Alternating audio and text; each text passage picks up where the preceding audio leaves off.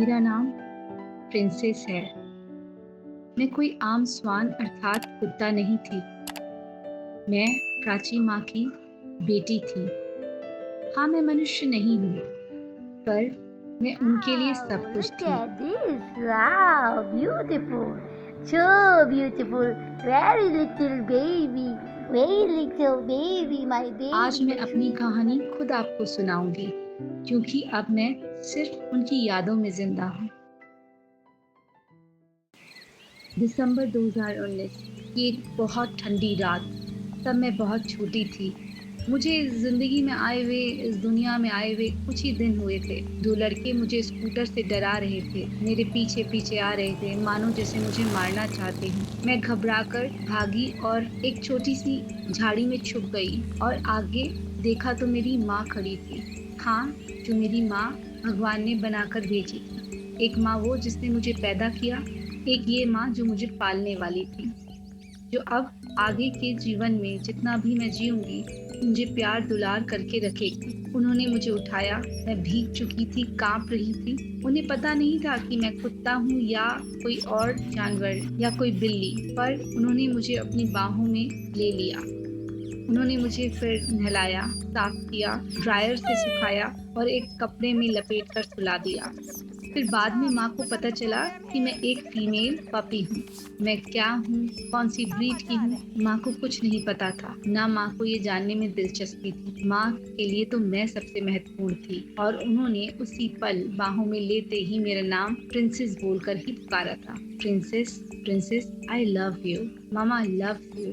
मेरी माँ जब भी मुझे देखती तो कहती या मुझे बुलाती तो एक ही बात कहती, जहाँ जहाँ मम्मा वहाँ वहाँ प्रिंसेस। ये सुनकर जहाँ जहाँ मम्मा वहाँ वहाँ प्रिंसेस मैं हमेशा चली जाती। मुझे ये समझ में आ चुका था कि माँ मुझसे ये कहती है कि जहाँ जहाँ मम्मा वहाँ वहाँ प्रिंसेस, यानी कि जहाँ जहाँ मम्मा जाएगी वहाँ वहाँ प्रिंसेस को आना है। यानी कि मम्मा अगर किचन में है तो मम्मा के साथ बैठ जाना है। अगर मम्मा वॉशरूम में नहा रही है तो मम्मा के वॉशरूम के बाहर ही रहना है। मुझे बिगड़ना नहीं, अच्छी गर्ल बनना है, गुड गर्ल बनना है। इसीलिए मामा मुझे हर रोज गुड गर्ल बोला करती थी और जब बैड गर्ल बोलती तो मैं जोर जोर से भौंक देती और बता देती मुझे ये पसंद नहीं आ रहा है। तो कुछ यूं मेरी प्राची माँ के साथ मेरा जीवन भगवान ने जोड़ दिया था। मैं प्राची माँ की बेटी बन गई। वो जहाँ जहाँ जाती मुझे भी ले जाती। वो मुझे शूटिंग पर भी लेके जाती थी। वो मुझे गुड़िया की तरह गोद में बिठाकर खाना खिलाती थी। जब मैं बीमार पड़ती तो वो रात भर जागती, जैसे मैं उनकी कोख से निकला हुआ अपना बच्चा हूँ। मुझे छू कर कहती, प्रिंसेस को बुखार तो नहीं है, और बार बार बताती, princess I love you, princess mama love you. भगवान इसे सही कर दो, मेरी उम्र भी इसे लग जाए। एक बार की बात है, मेरे पैर में जख्म हो गया था। डॉक्टर ने कहा इसे अपना जख्म चाटने मत देना, क्योंकि मेरी माँ को इस तरह का अनुभव नहीं था। तो मेरी माँ मेरे बगल में कुर्सी लगाकर बैठ गई, मुझे सोफा कम बेड पे सुलाया। मैं जैसे सोचती मैं चालाकी से अपना पैर चाट लूं, वैसे ही मम्मा देखती और बोलती, नो प्रिंसेस नो। मैं डर जाती, फिर मैं अपना जख्म नहीं चाटती। कम से कम ऐसा करते करते माँ ने मेरे साथ 48 घंटे बिता दिए और मुझे जख्म चाटने नहीं दिया। वो सही हो गया। इतना प्यार करती है मेरी माँ मुझसे। वो हमेशा कहती थी, जहाँ जहाँ मम्मा वहाँ वहाँ प्रिंसेस। और ऐसा करके मैं माँ की परछाई बन गई और मेरा जख्म भी सही हो गया। इसके बाद जितनी भी बार मैं बीमार हुई या मुझे चोट लगी, मेरी माँ ने इसी तरीके से 24 घंटे, 48 घंटे, 40 घंटे, 50 घंटे उठ उठ कर मुझे देख देख कर मेरे जख्मों को सही किया और मुझे उन्हें चाटने नहीं दिया। तभी मैं हेल्दी रहती। छोटू आया, फिर हमेशा के लिए चला गया। कुछ महीने बाद हमारे घर में एक पूंछ कटा भाई आया जिसकी छाती बाहर को थी। कभी कभी मैं उससे गुस्सा करती थी क्योंकि मम्मा को वो प्यार ज्यादा करता था। फिर हम खेलने लगे। माँ की जिंदगी में हमारे साथ रंग भरने ही लगे थे कि अचानक से मैं बीमार सी पड़ने लगी, सुस्त सी होने लगी। माँ को इसका अंदाजा नहीं था कि मैं बीमार पड़ रही हूँ। उनको लगता था कि मैं आजकल कहना नहीं मान रही हूँ। मैं माँ का कहना मानना चाहती थी, लेकिन मेरा शरीर जवाब दे रहा था। कुछ बदलाव मेरे शरीर में आ रहे थे। माँ मुझे बुलाती और मैं चाह के भी नहीं जा पाती। कभी कभी चले जाती तो माँ को इससे अंदाजा नहीं आया कि मुझ में क्या बदलाव आ रहे। एक दिन की बात है जब माँ ने मुझे बहुत बार बुलाया, लेकिन मैं चलने की हालत में नहीं थी। मैं प्रिंसेस, लेटी रही। फिर माँ तुम बहुत गुस्सा घर के करके बाहर आई। क्या कर रही हो? प्रिंसेस कहना नहीं मानती। जब माँ ने मुझे 3-4 बार आवाज दी, प्रिंसेस प्रिंसेस, आती है कि नहीं आती, आती है कि नहीं आती।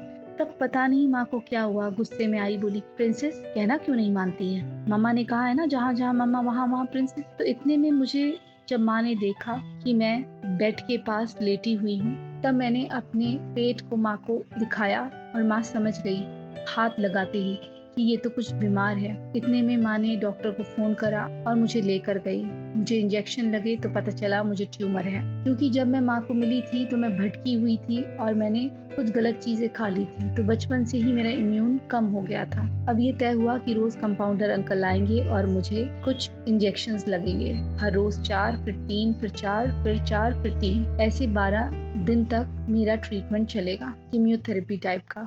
जिस दिन आखिरी दूसरा दिन मेरे ट्रीटमेंट का बचा हुआ था, उस दिन एक भारी भूल हो गई। कंपाउंडर अंकल गेट खुला छोड़ दिए और छोटू और मैं बाहर भाग गए। माँ ने सोचा मैं बीमार हूँ तो मुझे पहले पकड़ के ले आई। फिर छोटू को ढूंढने गई तो छोटू मिला नहीं। छोटू के जाने के बाद भी माँ ने कोई कसर नहीं छोड़ी। 22 दिन तक उसे लगातार ढूंढा, उसके पोस्टर लगाए, 2000 से लेकर 1 लाख तक का भी इनाम रख दिया।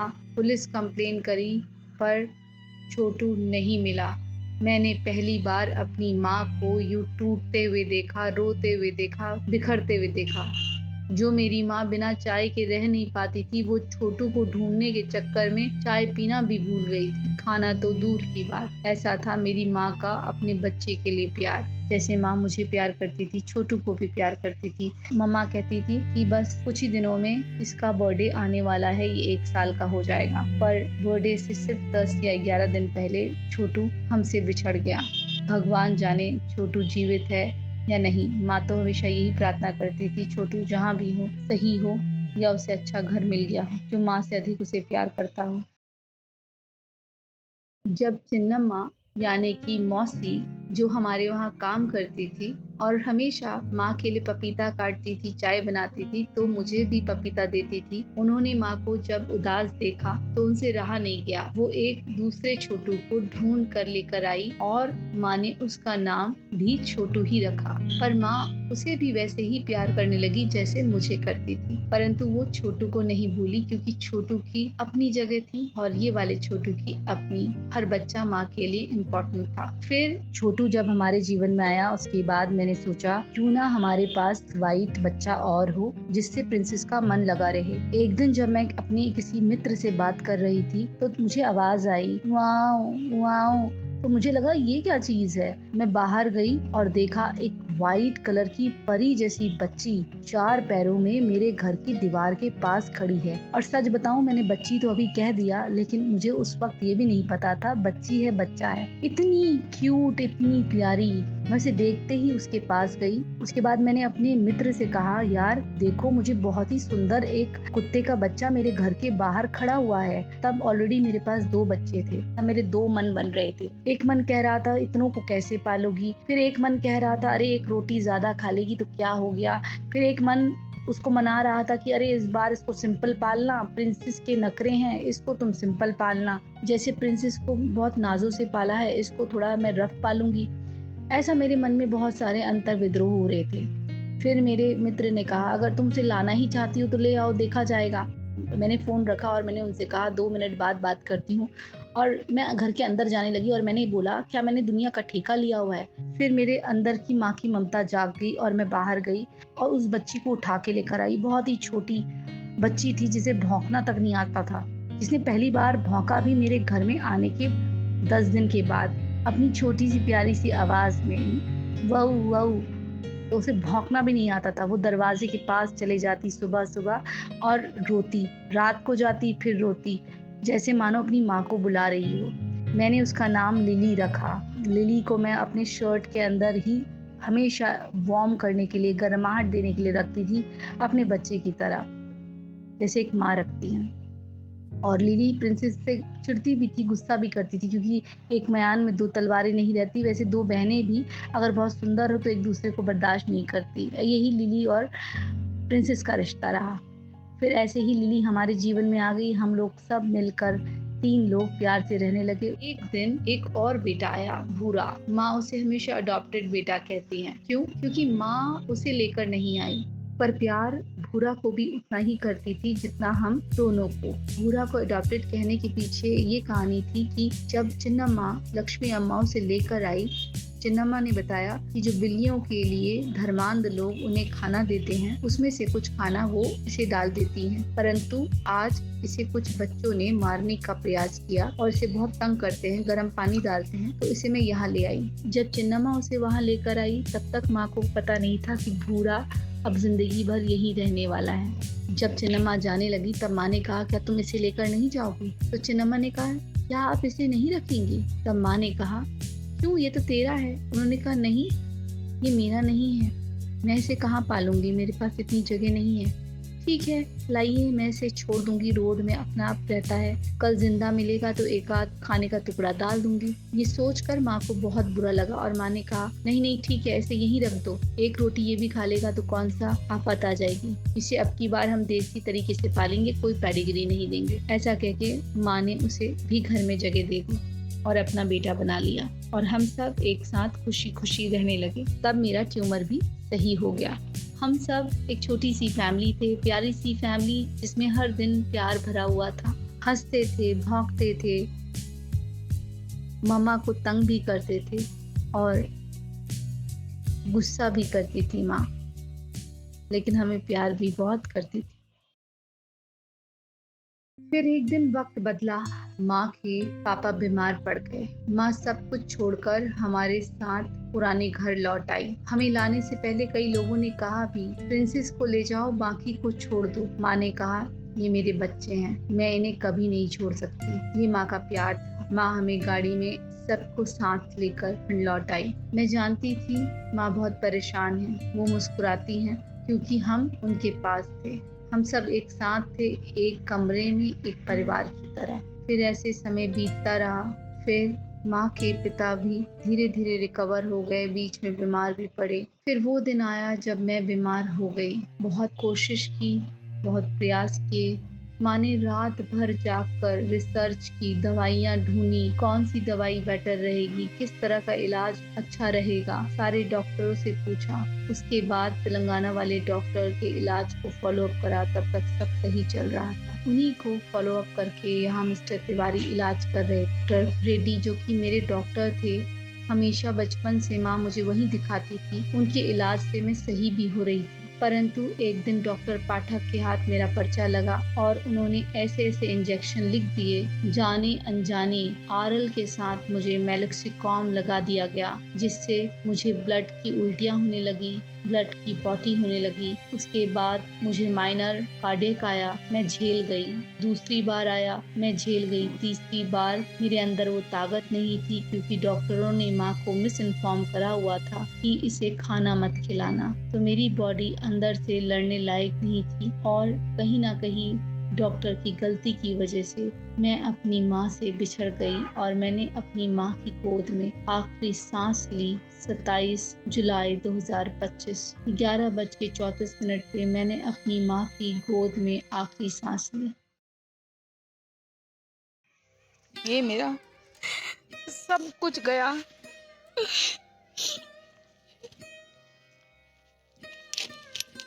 ये डॉक्टर पाठक है ना यहाँ, उसका प्रिस्क्रिप्शन से ये हुआ है हालत को। जिस दिन फर्स्ट डे था उसी दिन इसको हार्ट अटैक आया, उससे डॉक्सीसिलाइन से, क्योंकि इसकी उस लायक थी नहीं, लेने लायक। डॉक्सीसिलाइन या कुछ भी लेने लायक नहीं थी, क्योंकि खाना पीना छोड़ दिया था, क्योंकि इनके लोगों ने कहा खाना बिल्कुल मत देना, बिल्कुल मत देना ना। ड्रिप चढ़ रही थी तब तक ठीक था सब मामला, जब तक ड्रिप चढ़ रही थी तब तक सही था।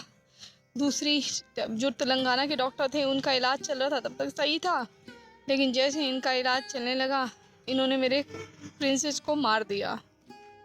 तो आप सबसे निवेदन है, अगर आप साउथ में हो, तेलंगाना में हो, तो विजय कुमार रेड्डी के पास ही जाना, वो आपका कुत्ता बचा लेंगे। और ये लोग छूते तक नहीं है। उत्तराखंड के जो डॉक्टर्स हैं ना, जो गवर्नमेंट डॉक्टर्स हैं, बिना छुए इलाज करते हैं। इनको छूने में घिन आती है। इनको छूने में घिन आती है। ये छू छू के देखते भी नहीं है कि जैसे मरीज को आप छूते हैं, इलाज करते हैं, ये छूते ही नहीं है। ये एक जगह पे मोटे ताजे होके बैठे रहते हैं और मतलब अंट शंट करते रहते हैं। यहाँ के जो दूसरे डॉक्टर थे, उन्होंने जो मेरे तेलंगाना के डॉक्टर है उनका इलाज फॉलो करा। वो तब तक ठीक चल रहा था। जब तक मेरे तेलंगाना के डॉक्टर का इलाज फॉलो हो रहा था तब तक सही चल रहा था। जैसे जैसे डॉक्टर पाठक डॉक्टर पाठक ने परसों ही मुझसे कहा, अरे ये तो पूरा पर्चा मेरा लिखा हुआ ही नहीं है। तो मैंने कहा हाँ, ये डॉक्टर तिवारी का लिखा हुआ है। तो बोले लाओ मैं लिख देता हूँ। अपना इलाज लिख दिया उसमें, और जो उनका इलाज चल रहा था उसको डिसकंटिन्यू करके अपना इलाज लिख दिया। वहीं से इसको फिट्स जैसा आया। तो मैंने सोचा यार ये तो नॉर्मल होगा, दवाई का असर कर रहा होगा। मेरे साथ ड्राइवर भी था मनोज, उसने कहा हाँ दीदी इसका असर चल रहा होगा। हमें पता ही नहीं था, मैं अंदाज ही नहीं था। फिर हमने पढ़ा तो बाद में ये था कि हमें लगा नॉर्मल है। ऐसे फिट्स तो आते रहते हैं बीच में, लेकिन पता चला कि ये नॉर्मल नहीं है। हार्ट अटैक के सिम्टम थे। जो पहले दिन भी इसको स्ट्रोक जैसा आया था हल्का। तो तीसरा ये सह नहीं पाई आज। जैसे आरएल खत्म हो रहा था, आरएल खत्म हो रहा था ना, आरएल जैसे खत्म हो रहा था, थोड़ा सा रह गया था, वहीं पर इसको स्ट्रोक आ गया। वहीं पर स्ट्रोक आ गया। ऐसे उसकी जीभ बिल्कुल बाहर निकल रही थी कल भी, लेकिन फिर इसने सरवाइव कर लिया। धीरे धीरे नॉर्मल हो गई। कल भी थोड़ा नॉर्मल हो गई। इधर उधर फिर रही थी, मेमोरी लॉस जैसा हो रहा था इसको। और मैंने सोचा था 2 दिन और है, उसके बाद मैं इससे इनका इलाज नहीं कराऊंगी, होम्योपैथिक करा लूँगी या फिर किसी अच्छे डॉक्टर के पास कहीं और दूसरी जगह चले जाऊँगी। मैंने यही सोचा था, बट इन्होंने सब गड़बड़ कर दिया। और मतलब एक डॉक्टर था हिमांशु, वो ऑन मतलब अपने वीडियोस बनाता है अंड शंट, ठीक है, भगवान वगैरह के अच्छे अच्छे बातें करेगा ये वो। वहाँ गई तो पूरा इलाज इन्हीं का कॉपी करके, पूरा पन्ना इन्हीं का कॉपी कर रहा है। जाते वक्त कह रहा है आप मुझे 150 रुपये दे दीजिए खाली। कुछ उसके पास कुछ नहीं। उस मैंने से बोलता मैं क्या आपके पास आ सकती हूँ, ये इलाज चल रहा है इसका। तो बोला हाँ हाँ आप आइए, ऐसा कुछ नहीं है। मैंने कहा ठीक है मैं आती हूँ। वहाँ पर बैठे पूरा मेरा पन्ना जो है वो कॉपी कर लिया उसने, आगे पीछे। और एमएल भी उसने उस पन्ने को देख के लिखा। उस मूर्ख को एमएल भी नहीं पता था। और आप बताइए, उसके बाद वो एमएल भी नहीं पता था। उसके बाद वो कह रहा है मेरे वहाँ आप इलाज कराएंगी, मैं इसको ऐसे दूंगा, ये होगा वो होगा। इतनी देर में, थोड़ी देर में एक पेशेंट आया कुत्ते को एक आदमी आया कुत्ते को लेकर। तो उसके पीछे से भी ब्लड निकल रहा था। मतलब मैंने यहाँ देखा कि जितने कुत्तों के इलाज कर रहे हैं उन सब के पीछे से ब्लड निकलता है। तो जैसे यहाँ मैं ले गई, इसको खून की पॉटी होने लगी। पहले खून की उल्टी हुई, फिर खून की पॉटी हुई। और ये डॉक्टर पाठक ने क्या करा, इसको इतनी सारी एंटीबायोटिक के साथ साथ इसको वो भी लगा दिया, क्या, रेबीज़ का इंजेक्शन। मैंने कहा आपके पास रेबीज़ है? तो जैसे तेलंगाना के डॉक्टर बोलते हैं कि 10 दिन के बाद लगाना। इवन मिस्टर तिवारी ने कहा कि आपको ये रेबीज़ किसने बोला? मैंने कहा इन्होंने बोला रेबीज़। तो इन्होंने रेबीज़ लिख दिया। पहले कह रहे मेरा तो कुछ लिखा है इलाज ही नहीं है, क्योंकि फ़र्स्ट इलाज इन्होंने ही लिखा था मेरे को। फर्स्ट पन्ना इन्होंने ही लिखा था। फर्स्ट जब हम गए थे तब यही था ना। हाँ, तो कह रहा मेरे तो ये लिखा हुआ ही नहीं है। कह रहा है ये इतना झूठ बोल देता है। तो मेरी प्रिंसेस चले गई दोस्तों। ये सब में मेरी प्रिंसेस चली गई। पैसा उतना ही गया, और पैसे कोई इससे बढ़कर नहीं थे, कुछ भी नहीं था। मैंने तो कल ही सोच लिया था कि अगर इससे इलाज नहीं हुआ, इसकी मैं ब्लड रिपोर्ट देखूंगी। ब्लड रिपोर्ट देखने के बाद अगर ये नहीं हुआ तो मैं सीधे कैंटोलॉप डी फोर्टे दूंगी, जो 2500 से 3500 का इंजेक्शन है। 20-30 हज़ार रुपये जाएँ, लेकिन मैं इसका इलाज करा लूँगी। ये मैंने सोचा था। आप अगर अपने बच्चे को प्यार करते हो तो उसको अच्छे डॉक्टर, जो ये ऐसे जो सरकारी यूनिवर्सिटी में पढ़े हैं ना, इनके पास मत ले जाना, क्योंकि जब ये इंसान को इंसान ही समझते तो जानवर को क्या समझेंगे। अब मैं जहाँ हमेशा के लिए सोई हूँ, जिसे माँ समाधि कहती हैं, हर रोज मेरे नाम की रोटी बनाती हैं, मेरे नाम से मेरे दोस्तों को खिलाती हैं, और मेरे हिस्से का खाना माँ हमेशा मेरी समाधि पर रख के आती है। वो आती है, बैठती है और मुझसे बात करती है। वो बताती है कि वो मुझसे कितना प्यार करती हैं। उनकी यादों में मैं हमेशा जीवित रहूँगी। उनके दिल में, उनकी आत्मा में हमेशा मेरा विशेष स्थान रहेगा। और मैं कभी-कभी उन्हें छुपकर देखती भी हूँ। वो मेरी तस्वीर देखती हैं और माँ कहती है, ये मेरी पशु बेटी है, मेरा डॉग बच्चा, मेरा सब कुछ। और कहती है, princess, I love you princess, princess, I love you princess, mama love you. तू मेरे लिए हमेशा मेरी पहली बेटी, मेरी पहली औलाद रहेगी। तू मेरे दुख सुख की साथी थी। ये मेरी माँ मुझे कहती है और मैं ये बात से खुश हूँ कि मेरी माँ मुझे अभी भी बहुत प्यार करती है। तभी तो माँ अभी भी कहती है, आई love you princess, princess mama loves you. जहाँ जहाँ मामा वहाँ वहाँ प्रिंसेस, जहाँ जहाँ मामा वहाँ वहाँ प्रिंसेस। बस ये फिजिकली अब पॉसिबल नहीं रहेगा। आत्मिक रूप से मैं माँ के साथ ही रहूँगी। आई लव यू मामा, प्रिंसेस लव्स मामा। जहाँ जहाँ मामा वहाँ वहाँ प्रिंसेस।